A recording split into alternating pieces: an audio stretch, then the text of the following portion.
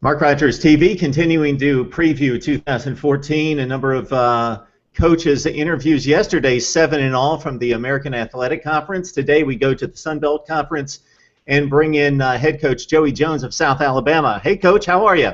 Good. How you doing this morning? Doing great. Thanks for joining us. It must feel a little bit better coming off of 6-6 versus 2-10. So if you make that kind of leap, there's only a handful of teams that did it last season. Talk about maybe taking the next step and not being satisfied with a 500 ball club. Well, yeah, there's no doubt about that. Our kids have goals in mind, and our goal is to win the conference championship. Our goal is to get in a bowl game. Last year we became bowl eligible. Had a great finish to our season.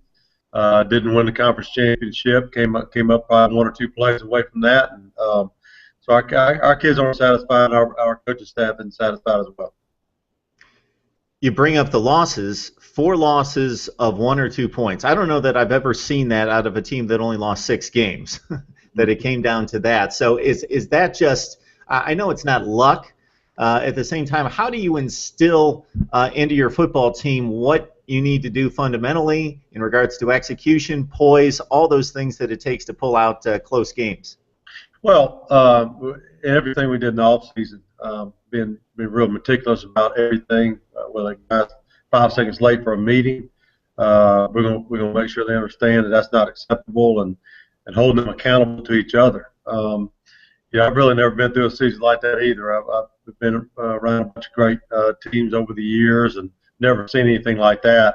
I don't want to say it was luck or bad luck or whatever, but we're not going to dwell on that. We're going to move forward and look. We had a good year last year. It was a great start to being in Division I, but we've got some other things we want to accomplish, and the biggest thing is those guys being accountable to each other, and we're holding their feet to the fire on that. You know as well as anyone that college football is all about turnover, that you can't keep these guys for 5 or 10 years, that it's constant change. You look at the offense, and you're in pretty good shape. We'll go through the units, but let's start at quarterback. You got Brandon Bridge in place. He got 9 games under his belt last season, 66 attempts, had that pretty good effort against Troy. So your thoughts about Brandon Bridge, and it also looks like you've got probably depth at that position that you haven't had in the past. Yeah, Brandon Bridge is our quarterback right now, and doing a great job, having a good off season, really growing. He's going to need to. He's a senior. He understands what it takes for us to play winning football, and I think that he's doing the right things in order to get there. So we're excited about him. Behind him, we don't really know who's going to be our number 2. We brought in a couple guys, and transfers and that type thing. We got guys on our team already, and so number 2 position really is solidified right now. So that's going to be a big question we need to answer here in camp. Jay Jones, 737 yards on the ground last season, but you've got a number of guys, including 2 seniors, that kind of fill out that position as well. You seem to be stacked at running back. Yeah, I think Jay is a legitimate Sun Belt player and probably one of the top 4 or 5 running backs in the league. I feel really good about him. We've got a lot of depth behind him. That all the guys seem to have different qualities. Kendall Houston is a big back who can pound you, and then we have Terrence Timmons who comes in there and gives us some speed, and a young guy named Xavier Johnson has got a good chance to be a real good running back. He's a redshirt freshman. We feel real good about his future. Extremely fast, and that's a guy's a name that probably nobody really knows about. They had a good spring, so we got some depth there. Just trying to work on how we can keep those guys on the field, and not have to take them off because of their weakness. If you got a small back that can't necessarily run inside, or a big back can't run outside, we're trying to find guys who can do it all. Of course, Jay Jones offers that for us. Well, you talk about Jay Jones being a top back in the league. Wes Saxton, possibly the best tight end in the league, caught 50 balls last year, and then you complement him with a lot of experience, a lot of production coming back at wide receiver too, throwing the football downfield. You've got guys that are proven. Yeah, we do, and I think that Shabra Smith had a great year last year. Really big play guy, count on him to make a big catch, and Wes and Jeremy Jones and those guys inside, and we feel good about the depth there. Braden Bowman, we have transferring behind Wes, who's a really good football player. That's going to allow Wes to get some rest and get him on the field. We got Danny Woodson on the other side, who made some big plays last year, got hurt in the Arkansas State game towards Achilles. He's back 100%. Feel good about him. Marvin Shin transferred from Alabama. Feel good about him. He's 6'4", 210 pounds. So we got some guys who can make some plays, and the great thing about it is we have depth. And I think that, when you look at Sun Belt Conference, I guess any conference, but for especially Sun Belt, it just seems like there's a lot of teams that have good first line of players, may not have quite the depth that some other teams have, maybe in SEC and all, because of the quality of players. We have a little depth at the receiver position, and that's going to allow us to rotate those guys in to keep them fresh. Well, we're not going to forget the offensive line coach, and this may turn out to be the best one that you've had since you've been there. Yeah, again, going to the depth part where we got 10 guys we feel like can play and get on the field and win for us, and I think that's always important. We got guys that are the notable guys are Chris May and Eucamber Williams, all conference selections, really good football players, good tackles. But we do have 8 other guys we feel like we put on the field at all those positions and rotate them. We're going to rotate them. We're not going to be a team that's going to put one line out there and go with it like we have in the past, like most teams do, but we do have depth, and we're going, for the first time, we feel like we can. Well, it may not be a 50-50 split. It may be a 70-30 split where a guy gets 7 plays, you get 3, but we're going to try to rotate those guys in there, and I think that'll help us throughout the season. Now, before we check on the defense, we looked at those 3 units on offense, all experienced. You got a change in quarterback, although Brandon, again, as we talked about, got into 9 football games. Does that change possibly what you do? Do you do anything different on offense this season? Should we expect anything a little bit different? Well, we're going to play a little faster because we got the depth, and I think that's a big deal, and we're going to take full advantage of that. There's not many years we have this much depth, and so we're going to play faster, and that'll probably be the biggest change we'll make. Is that the depth situation and building the depth, is that a byproduct of having a program established now in Division I FBS for 5 years and a 7-year program, or has that just happened, the numbers fall your way this year?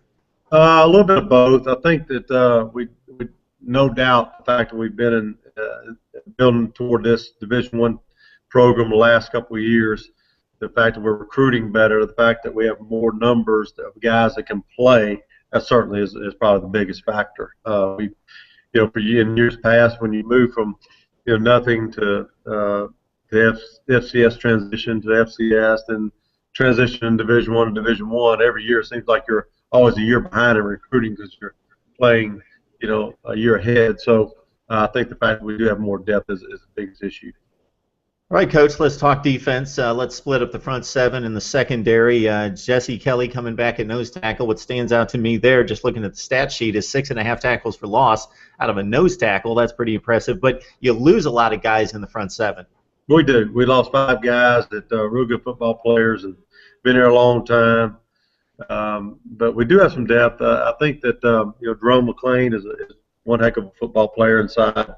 He really had a great year last year. He's behind some seniors and he'll share time, but his talent-wise, he's as good as we've ever had. And Jesse, of course, coming back inside, that's going to be good. We feel like Theo Rich, transfer from North Carolina State, has really had a great spring. Has a great chance to be a great football player. And so we have a couple transfers from junior college. Jimmy Gibson, who was an All-American at East Mississippi Junior College, had a good spring as well. Really, really fast.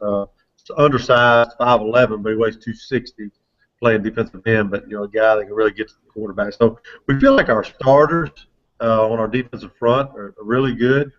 Depth-wise, it's going to be the issue, and trying to find guys who can play behind him. We feel like we're 2 deep. We really do. Last year we felt like we were 3 deep though, and so we could really rotate those guys. And if he had an injury, it really didn't hurt us, and that's the only thing I worry about a little bit on defensive front is our depth. You get some missed assignments possibly on defense. I'm guessing a lot of big plays in the passing game against you, against the secondary. I don't know if those were matchup issues or those were blown assignments. But you do have 3 seniors coming back in the secondary, so I would think you've got a chance of shoring up those issues. You know, it's kind of funny.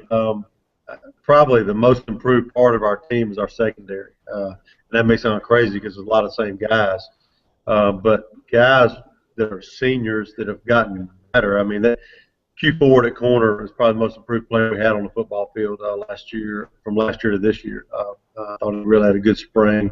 Montel Garner had a good spring at corner. And John Montel was a junior college transfer. Really, last year was his first year, so he's getting better. We had a freshman back there in the secondary, you know, that Roman Buchanan, that's real talented, but played as a true freshman.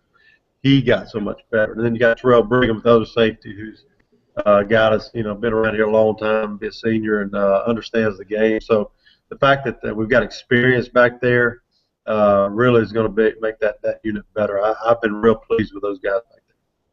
Coach, we've talked about this a couple of times. It's remarkable to me that an institution decides to play football and then fields a competitive football team fairly early, and then within a couple of years ups the ante and goes all the way up to what we used to call Division I. Do you think there are still traces of those growing pains, or are you established, entrenched as a top-level school at this point in regards to football?